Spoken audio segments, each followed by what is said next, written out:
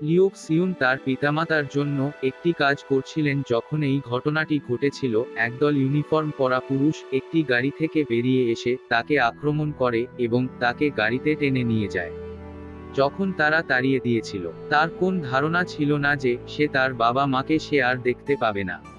তখন তার বয়স ছিল মাত্র 14 বছর। সেই দুর্ভাগ্যজনক বিকেলে এখন দক্ষিণ কোরিয়ার একটি শহর বুসানে লি র জীবন ভালোর জন্য শেষ হয়েছিল। কিশোরটিকে একটি তথাকথিত কমফোর্ট স্টেশন এ নিয়ে যাওয়া হয়েছিল, একটি পতিতালয় যেখানে জাপানি সৈন্যদের সেবা দেওয়া হয়েছিল জাপান অধিকৃত চীনে। সেখানে তিনি 1932 এবং 1945 সালের মধ্যে সাম্রাজ্যবাদী জাপানি সেনাবাহিনীর দ্বারা জোরপূর্বক পতিতাবৃত্তির শিকার হাজার হাজার সান্ত্বনামূলক মহিলাদের একজন হয়ে ওঠেন। ইম্পেরিয়াল জাপানের জন্য প্রথম নারীদের যৌন দাসত্বে বাধ্য করার পর থেকে এটি প্রায় এক শতাব্দী হয়ে গেছে, কিন্তু তাদের দাসত্বের বিশদটি জাপান এবং এটি যে দেশগুলি দখল করেছিল সেখানে বেদনাদায়ক এবং রাজনৈতিকভাবে বিভক্ত হয়ে আছে। নারীদের পরাধীনতার রেকর্ড খুব কম সংখ্যক বেঁচে আছেন এবং আনুমানিক 90% আরাম মহিলা যুদ্ধে বেঁচে যাননি। জাপান সৈন্যদের সুস্থ রাখতে আগ্রহী ছিল এবং নিয়ন্ত্রিত পরিস্থিতিতে যৌন পরিষেবা চেয়েছিল, এবং মহিলাদের নিয়মিত এবং সংক্রমণের জন্য পরীক্ষা করা হয়েছিল। বেশ কয়েকটি রিপোর্ট অনুসারে বিশেষ দ্বারা স্পন্সর করা একটি গবেষণা যা 1996 সালে প্রকাশিত হয়েছিল দ্বিতীয় বিশ্বযুদ্ধের শেষে, অনেক আরামদায়ক নারীকে মৃত্যুদণ্ড দেওয়া হয়েছিল। যে মহিলারা বেঁচে ছিলেন তারা প্রায়শই শারীরিক অসুস্থতা, বন্ধ্যাত্ব সহ মানসিক অসুস্থতা এবং তাদের পরিবার থেকে প্রত্যাখ্যানের শিকার হন। বিদেশি দেশে বেঁচে থাকা অনেককে যুদ্ধের শেষে জাপানিদের দ্বারা পরিত্যক্ত করা হয়েছিল এবং তাদের ঘরে ফিরে যাওয়ার জন্য আয় এবং যোগাযোগের উপায়ের অভাব ছিল। 1990 সালে দক্ষিণ কোরিয়ায় 3 ডজনেরও বেশি মহিলা দল প্রতিষ্ঠা করতে যোগ দেয় Korean council for the women. প্রাথমিক জাপানিরা দায়িত্ব অস্বীকার করার পর জাপান কর্তৃক সামরিক যৌন দাসত্বের জন্য খসড়া তৈরি করেছে।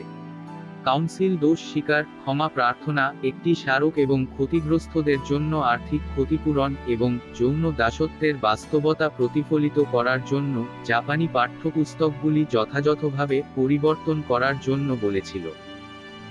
জাপান সরকার সান্ত্বনা মহিলাদের জোর করার প্রমাণ এবং ক্ষতিপূরণের আহ্বান প্রত্যাখ্যান করেছে, এই বলে যে 1965 সালের জাপান এবং সমস্ত অসামান্য বিষয় নিষ্পত্তি করেছিল। 1991 সালে নারীদের স্বাচ্ছন্দ্যের বিষয়টি আন্তর্জাতিক সচেতনতা অর্জন করে যখন বেঁচে থাকা মহিলাদের একটি দল কয়েক দশকের নীরবতা ভঙ্গ করে জাপান সরকারের বিরুদ্ধে একটি শ্রেণী অ্যাকশন মামলা দায়ের করে।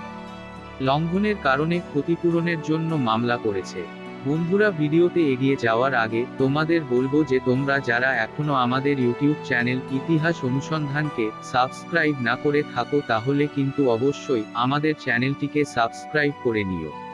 প্রায় একই সময়ে টোকিওর চুও ইউনিভার্সিটির ইতিহাসবিদ ইয়োশিমি সংরক্ষণাগারের নথি আবিষ্কার করেন এবং তার ফলাফলের একটি প্রতিবেদন প্রকাশ করেন যা জাপানের যুদ্ধকালীন সামরিক ও সরকারকে আরাম আয়েশের রক্ষণাবেক্ষণের সাথে যুক্ত করে। নারী সিস্টেম 1991 সালে জাপান সরকার প্রথমবারের মতো জনসমক্ষে স্বীকার করে যে যুদ্ধের সময় আরাম কেন্দ্রের অস্তিত্ব ছিল।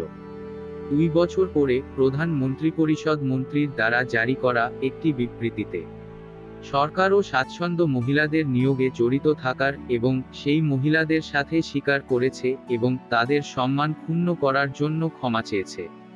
যদিও জাপান সরকার যৌন নিপীড়নের জন্য কোনো আইনি দায় অস্বীকার করেছে, তবে এটি স্থাপন করেছে রেজলিউশনের প্রচেষ্টা হিসাবে 1995 সালে এশিয়ান উইমেন ফান্ড। যাই হোক, তহবিলটি বেসরকারি নাগরিকদের অনুদান থেকে টিকিয়ে রাখা হয়েছিল, সরকারি অর্থ নয়, এবং কোরিয়ান কর্মীরা এর অস্তিত্বের বিরোধিতা করেছিল। তহবিলটি 2007 সালে কাজ বন্ধ করে দেয়। যদিও 1932 সাল থেকে জাপানি সামরিক বাহিনীতে সামরিক পতিতালয় বিদ্যমান ছিল, তবে সাম্রাজ্যবাদী জাপানের চীন প্রজাতন্ত্র এবং এশিয়ার একটি বিস্তৃত অংশ দখল করার প্রচেষ্টার সবচেয়ে কুখ্যাত ঘটনাগুলির একটির পরে তারা ব্যাপকভাবে প্রসারিত হয়েছিল। 13 ডিসেম্বর 1937-এ জাপানি সৈন্যরা একটি 6 সপ্তাহব্যাপী গণহত্যা শুরু করে যা মূলত চীনা শহর নানকিংকে ধ্বংস করে দেয়।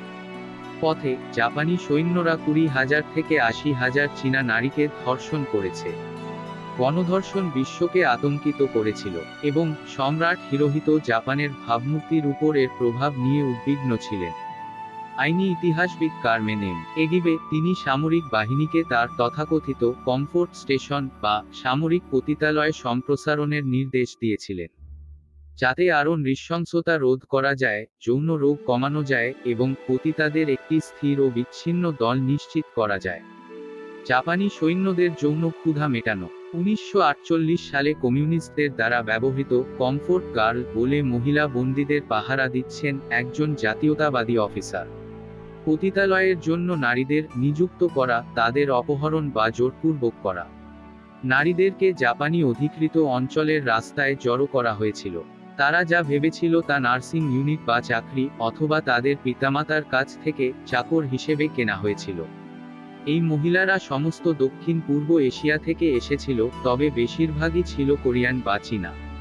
একবার তারা পতিতালয়ে গেলে নারীদের নৃশংস, অমানবিক পরিস্থিতিতে তাদের অপহরণকারীদের সাথে যৌন সম্পর্ক স্থাপন করতে বাধ্য করা হয়েছিল। যদিও প্রতিটি মহিলার অভিজ্ঞতা আলাদা ছিল, তাদের সাক্ষ্যগুলি অনেক মিল রয়েছে। বারবার ধর্ষণ, যা যুদ্ধের আগে যন্ত্রণাদায়ক শারীরিক ব্যথা, গর্ভধারণ, যৌনবাহিত রোগ এবং অন্ধকার অবস্থা। তো বন্ধুরা, এই ছিল জাপানের সেই হৃদয় বিদারিত কমফোর্ট ওয়েমেন এর অজানা ইতিহাস। আমাদের ভিডিওটি যদি তোমাদের ভালো লাগে তাহলে অবশ্যই আমাদের চ্যানেলটিকে সাবস্ক্রাইব করে নিও।